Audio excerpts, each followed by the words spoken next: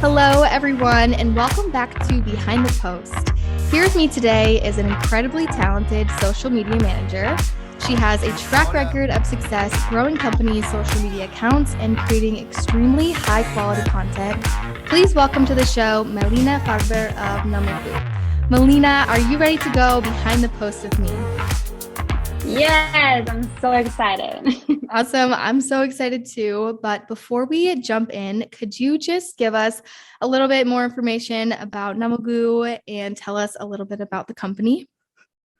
Sure. So first of all, thank you for having me here. It's a pleasure. And just a little brief introduction about Namogo. So Namogo is the first world digital journey continuity platform, and we enable e-commerce brands to drive their customers' journeys forward and optimize their customers' experience. So in terms of social media and marketing, we position it ourselves as an e-commerce expert. And yeah, we're into social. We have different marketing activities, and I'm so happy to dive in here and explain a little bit on what we're doing on social media and how we can increase our brand awareness and drive success. Yeah, I'm so excited to dive into all of the amazing things you are doing because I've been following you guys on social and it is absolutely incredible. But before we dive into that, I thought it would be interesting to kind of chat about transitioning into a new role as a social media manager because I know you are still a few months into your role and I'm still fairly new to Oktopost. I've been here for about 5 months. But I think it would be interesting for anyone who is looking to become a social media manager or who is transitioning into a new role soon. I thought we could talk a little bit about our experiences and what to expect. So, I first wanted to chat about onboarding, and I know this looks a little different at every company. Um, and I know for me, I kind of had a slow takeover once I understood our platform and the social strategy that was already in place. But I'm wondering what your onboarding looked like. Was social immediately handed over to you, or was it kind of like a slow takeover? Could you kind of share a little bit about what that looked like? Sure. So to be honest, my onboarding process was very, very smooth. So I really had the chance to go over the onboarding materials that the company provided to me, um, since demo videos until PR and news and articles. But in terms of handling their social media, I took over like after a week I joined.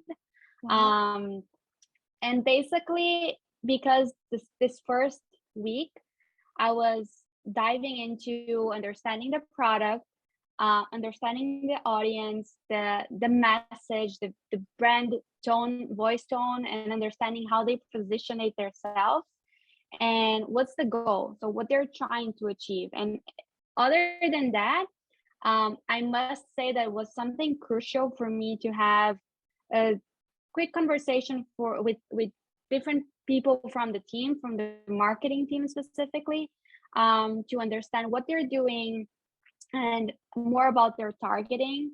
And to be honest, like this is my first experience working with B2B. So we already know that B2B and B2C have their difference. So I was basically handling their social media after a week that I joined Namugo. Wow, that's really impressive. And I think it's important Yeah. that you said you kind of collaborated with your team to learn more about like the goals and the other marketing activities, because I know at Octopus we are all about going into other departments and really working as one because we have the same goal at the end of the day. And I think it's really important to get involved with all of the departments. Yeah, And that's true. yeah, definitely. And I'm curious to know when you first started, you said you took over after about a week, which is really impressive. And I'm curious to know what was your top priority going in? You know, when they handed you social, what was your top priority? I know for me, when I first started, my top priority task was to really revamp our Twitter and start more of a community over there and get more content pumping out over there. But I'm curious to know what was your top priority task that you went after? That's a great question. I have a few different priorities because we still have like different social networks. So, for example, on LinkedIn, we were pretty much active. It was just my priority with LinkedIn was mostly revamping, fixing the logo, the description, creating custom links, and using UTM. So we're going to be able to track. Um, the clicks and everything. But for example, one of my other priority was to reactivate other social networks such as Instagram, Twitter, and Facebook, which it wasn't active for a while, and I was not just creating the correct content for those social channels, but also revamping in terms of fixing the link in the description and writing the bio and so on, the tagline. So going over all the social networks, making sure they were like ready to go, let's say like that, and getting ready to start creating content.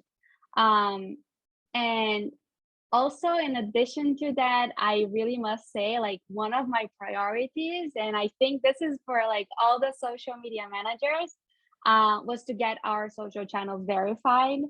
Um, this was something that I was aiming, and I'm happy to say that we got, like, for example, our Instagram and Twitter account verified. And of course, this wouldn't have been done without our marketing team for sure, and our customer success and account managers on those social networks. But I'm so happy to say that because this was not the priority, but it was a goal that we never know when it's going to happen. So I started doing all the process since the first week I joined, and yeah, like we achieved. So those were like a little bit of my priorities. In addition to that, also engaging with people online. So we have our growth team working with ads and making sure we were answering all the comments, answering all the private messages, and having our customers being heard. So Mhm. those were my top priorities. Okay, I want to jump back for a second and talk about how you got Instagram and Twitter verified because that is so impressive, especially like so quick into your role. And I think there's a belief that you have to have thousands upon thousands of followers to be verified. So could you just tell us a little bit about that process and how you achieved it? Sure. Yeah, so just letting you know, we don't need to have like 1 million followers, or we need to have like thousands of likes and influencers shout outing to us. So I truly believe, and this is also a tip that I give for other social media managers, that the best way to get any account verified is, first of all, to build consistency in terms of posting, how often you're posting, and how often you're splitting those content. So you're not going to be posting one stories every minute, but one stories every 3 hours or something like that on Instagram. Um, in addition to that, creating content, we all know that sometimes it's a challenge and sometimes it's not a challenge. Uh, but in terms of creating content, the best tip that I can give in order to get the blue badge on any social channel is to create valuable and shareable content. So content that you think that whoever goes to your feed won't just like and comment, but it will save the post and will share with other people. So it gives yourself credibility and possibility for um, spreading out the word. And I think those are the main reasons why we got in. Again, like, you don't need to have thousands of followers, and I can prove that we don't have 10K yet. um and yes, those are my tips. Well, I think, okay, first of all, I think it's so important that you highlighted consistency because everyone knows consistency is key when you're trying to grow anything. And especially on social media, consistency will show you results. But also, as social media managers, we know that every piece of content that you push out has to provide some kind of value. We're not just posting things for fun. Everything has a value, and you ask yourself, what is the why behind this? And I love that you shared that. And I think that's going to be really helpful to us and all the other social media managers that are joining in. And when you're a social media manager, I feel like, especially in the beginning, joining a new company, there are so many challenges that you can face. I know for me, it was really hard to understand a community that I didn't create. And, Mm-hmm. I've been doing my personal social media for over 5 years now. And, I created that community. I know it in and out, and I know exactly what kind of content pulls my audience in. So it was a little hard for me to kind of get to know a community that I didn't create. So I want to know, when you transitioned to Namogo, what was one of the biggest challenges that you faced? Um, I must say that's really a great point. My biggest challenge was pretty much similar to yours, in a way that I needed to understand who was the targeting and who was the person that I was creating the content for. So it's pretty much similar to what you said, um, but basically understanding who were the audience. So, and when we say audience, we mean when we have B2B, we have different types of B2B. We have different industries. So my content, the content that I create, can adapt to different industries, such as, let's say, supplies or fashion industry. So my biggest challenge was to understand who's the audience and make sure I was providing content that would be, of course, focused for them, but in general it would work for all of them, because when the product fits different industries, we need to adapt ourselves to create the content that will, whenever someone from that industry will see the content, they're going to say, oh, that got me. So it's good to see that we had like a similar challenges, and I truly believe that other social media managers, they also have this challenge, so it's pretty interesting. Yeah, and I think it's really hard in the beginning to kind of understand, okay, who is already listening, who is already here, and then going after your target audience, understanding them, finding where they're hanging out, just like really going into how you can best reach them while still already, catering to who's already there and who's listening. So it really is hard to balance at first. And it really took me time. And I feel like it's something I'm still working through and really trying to understand like the community that we have while also, engaging and bringing in more. So I think everyone can probably relate to that Yeah, one. Um, but yeah. jumping here next, I will have to say I have no shame in my game. I totally stalked you on LinkedIn before we sat down to chat. And you have a really impressive background, and your experiences and what you have achieved is incredible. And I saw that when you were working at Tanara, you were able to grow their followers from about 20 to 25,000. And for everyone who's tuning in here, yes, you heard that right. 20 to 25,000. That is so impressive. Could you share a few tips on growing a following and kind of growing a community? Like, how did you make this possible? Yes, and I just want to add something here, because I was working for Tonara for 1 year and a half. So those 25,000 followers was something that we achieved during the period that I was working there. And I can say, like, we can't really have 10,000 followers from one day to another unless we go viral. Mhm. Um, and that's similar to what happened to Tonara at that time. So one of the strategies that we took moving forward was working with influencers.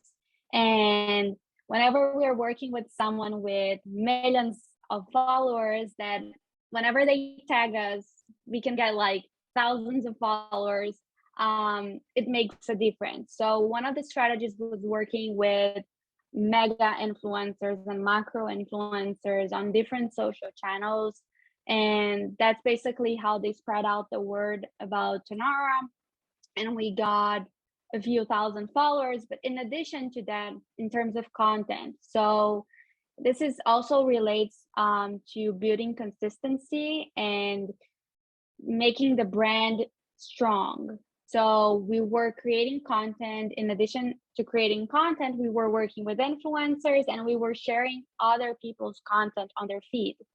And I must say it was pretty much easy because it's a music industry. So everyone wants to know, everyone loves to sing or have like at least associated song to any feelings they had. So whenever we touched those types of stuff, those types of content performed really, really well, other than videos. So getting videos and posting videos from other people playing piano or guitar, or any type of instrument that would perform amazing. Like, so those were basically my action items for getting those 25,000 followers and also verified. Yeah, I mean, So influencer marketing is so powerful. Like it yeah, is amazing how much like the communities that influencers can create is it's unmatched, and it's something that it looks a little different in the B2B space, and it's something that I'm interested in learning more about and getting into, but it's crazy how powerful it is. it is. And the way that they create content, and I think for all the social media managers and specifically me, we take and we learn a lot from those influencers in terms of creating content and everything, like strategy, plan, consistency, and everything. It's just incredible, I would say. And it's so authentic too, which is always like the Yeah. most important thing. But before we wrap up, I have a few more questions until we close out the show. And I will have to say the Namogo branding is incredible. Everything on your website, from in social media, everything catches your eye. The visuals are so incredible. And I know from experience that creating graphics and visuals are so time consuming, even if it is just an image or, a video. Our followers see this beautifully finished product, but I know from experience what goes into that. So I wonder if you could talk a little bit about what goes on behind the scenes and how you create these incredible visuals. Sure. So we have an amazing design team, I must say, and we're always keeping in track on what's going on and what other brands are doing, to understand how we can improve our design skills, but also our content.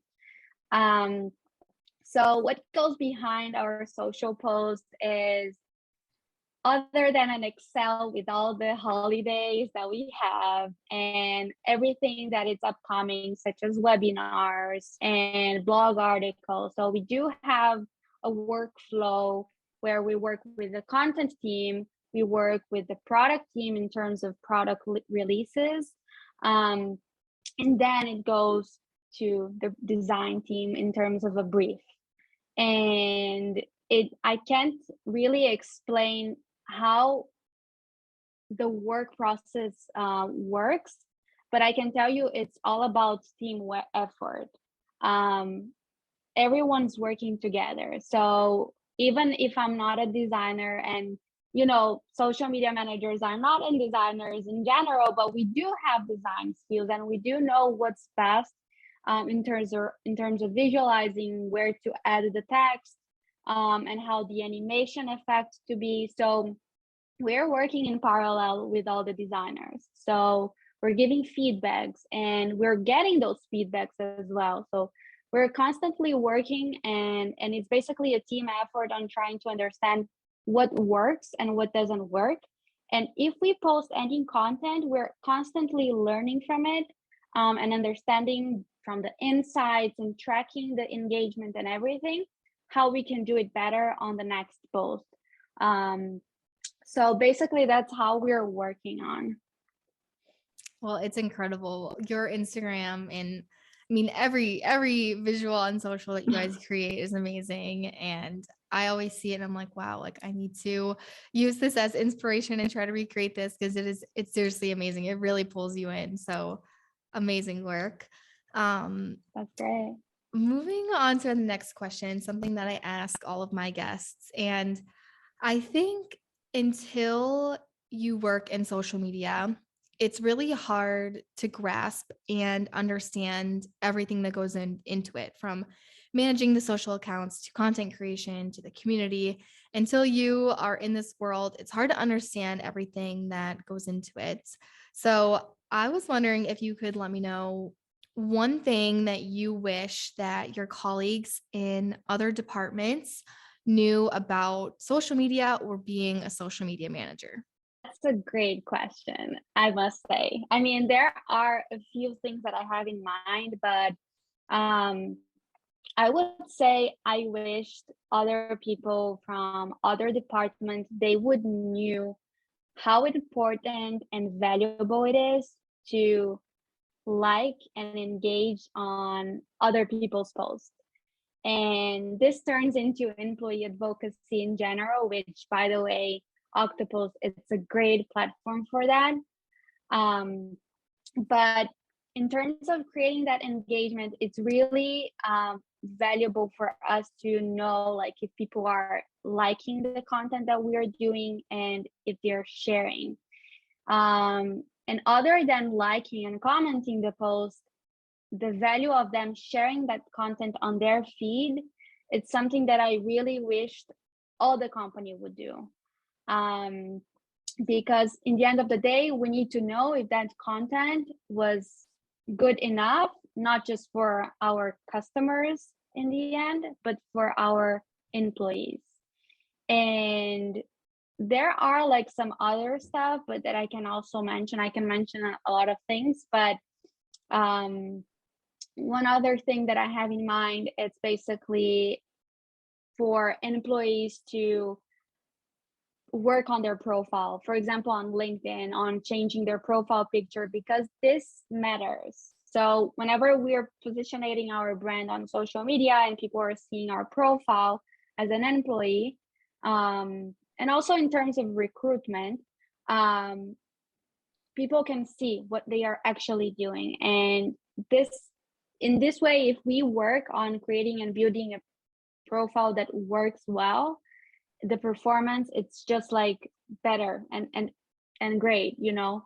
So since like changing the profile picture on LinkedIn until creating a profile that is really engaging and have content, and if someone goes to your profile they can see what you're doing and they can really reach out to you for potential collaboration, let's say like a podcast or a webinar or event, until like understanding who you are as an employee.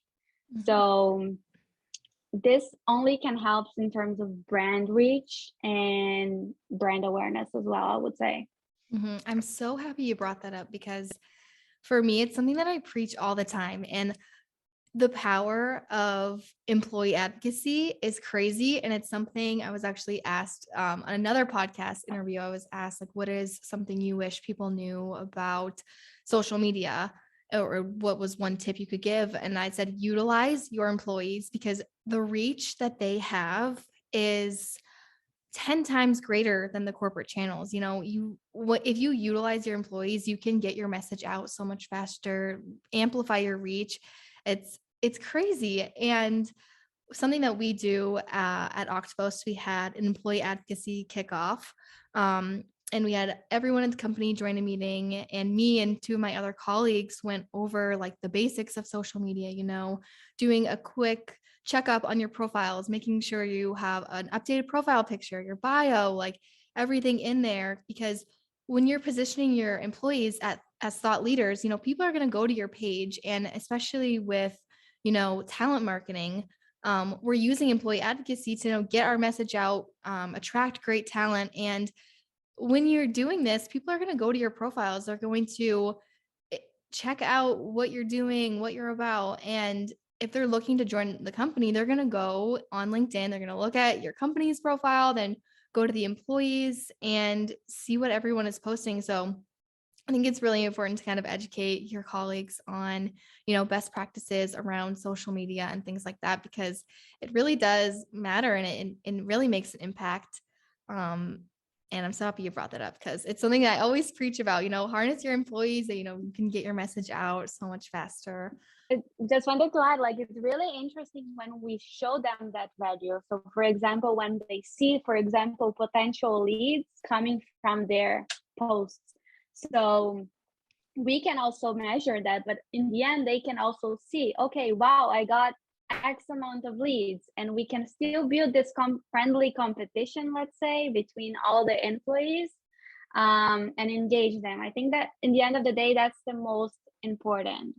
So yeah, I'm so happy to have this feature and product in Oktopost, and we're ready to launch our employee advocacy program. I'm so excited for you guys. And it really Yeah. motivates, your team when you can show them like it's working. These are the number of leads you're generating from your social posts. It really motivates them to keep going, and having a little bit of that healthy competition in there too never hurts.